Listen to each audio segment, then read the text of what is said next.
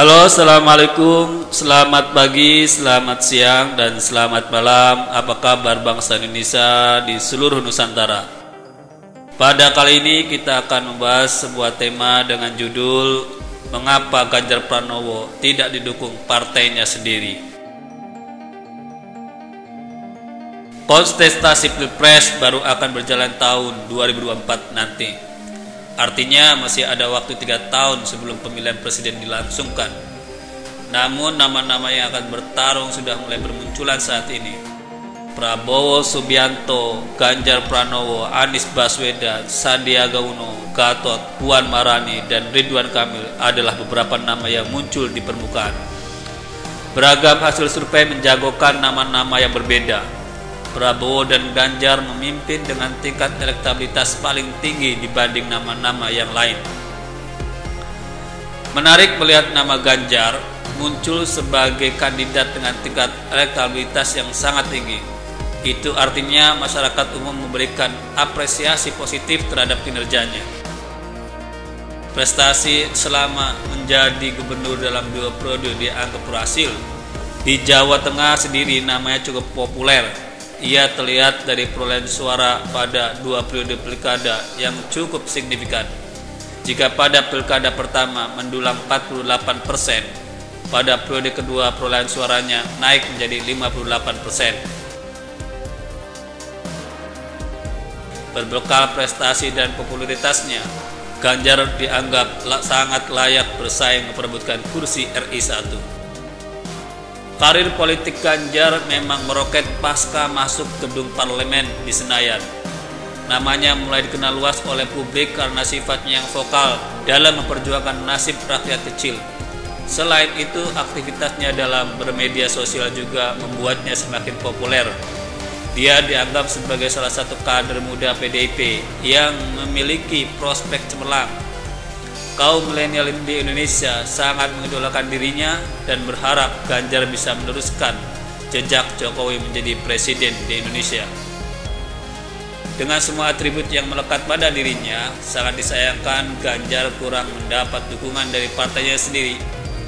Walaupun beberapa survei menempatkan namanya di posisi teratas, namun lingkaran elit PDIP justru kurang memberikan dukungan. Ganjar dianggap terlalu ambisius dan tidak mengikuti garis kebijakan partai. Yang terbaru, Ganjar yang merupakan orang nomor 1 di Jawa Tengah tidak diundang untuk menghadiri acara pembekalan partai yang dihadiri oleh Puan Maharani. Aneh memang, karena di saat yang sama kabarnya Ganjar justru dipanggil untuk menemui Megawati di Jakarta. Walaupun yang terjadi cukup mengejutkan, namun sejatinya hal tersebut bisa dipahami. Sebagian elit partai PDIP memang terkesan mendukung Puan untuk maju dalam kontestasi Pilpres 2024. Sosoknya dianggap sempurna sebagai representasi partai dengan logo kepala banteng itu. Darah Soekarno yang mengalir dalam tubuhnya membuat Puan dianggap sebagai penerus ideologi sang proklamator bangsa. Posisi sebagai ketua DPR RI jelas menjadi panggung ideal untuk memperkenalkan sosok Puan Maharani. Namun sayang, dukungan masyarakat justru berbeda 180 derajat. Puan Maharani tidak dianggap sebagai calon presiden yang ideal. Tingkat elektabilitasnya masih jauh dari harapan. Harus diakui, karisma seorang Puan belum sebanding dengan ibu dan kakeknya. Padahal panggung sudah didapatkan, namun belum mampu dimaksimalkan. 5 tahun menjabat Menteri Koordinator Pembangunan Manusia dan Kebudayaan Menko PMK, Puan belum memperlihatkan kualitas yang istimewa. Puan selama menjadi Ketua DPR, kontroversi lebih melekat ketimbang prestasi. Masih segar dalam ingatan kasus mikrofon mati saat Puan memimpin sidang paripurna. Di sisi lain, Ganjar justru banjir dukungan. Bahkan muncul suara agar Ganjar berpindah partai jika sulit mendapat tiket melalui partai PDIP. Beberapa partai kabarnya sudah melirik Ganjar sebagai calon yang akan diusung dalam kontestasi Pilpres mendatang. Melihat fenomena yang terjadi, seharusnya elit partai PDIP harus lebih bijaksana dalam menyikapinya. Sebagai partai dengan slogan Partai Nyawong Cilik, Partai PDIP harus mendengarkan suara dari rakyat bawah. Belajar dari pengalaman Pilpres 2014, kesediaan Megawati mengalah dan mencalonkan Joko Widodo dalam Pilpres justru memberikan berkah bagi Partai PDIP. Partai yang sebelumnya selalu menjadi oposisi berhasil memenangi pemilu dan menjadi partai penguasa.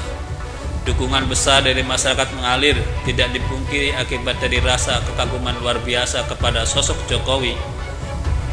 Jokowi menjadi magnet bagi masyarakat memberikan suara pada Partai PDIP. Jokowi yang berasal dari wong cilik dianggap sebagai representasi rakyat kebanyakan. Dalam kasus saat ini Jokowi dan Ganjar berada pada posisi yang sama, bukan berasal dari lingkaran elit partai, namun bisa menentukan posisi partai pada kontestasi politik Indonesia. Kekaguman masyarakat kepada Jokowi mampu menarik suara bagi Partai PDIP. Kelompok yang sebelumnya mendukung Jokowi kini gencar menyuarakan dukungan bagi Ganjar sebagai calon presiden yang ideal. Keputusan yang salah bila berakibat fatal bagi Partai PDIP. Bukan hanya kalah dalam pemilu, Partai PDIP bisa saja ditinggalkan konstituennya. Suara Partai PDIP akan tergerus karena keegoisan segelintir elit partai. Slogan partainya wong cilik tidak lagi berarti apa-apa. Partai PDIP bukan lagi dilihat sebagai representasi suara rakyat. Nah, kira-kira bagaimana menurut Anda? Silahkan ketik kolom komentar di bawah dan jangan lupa subscribe channel ini. Terima kasih.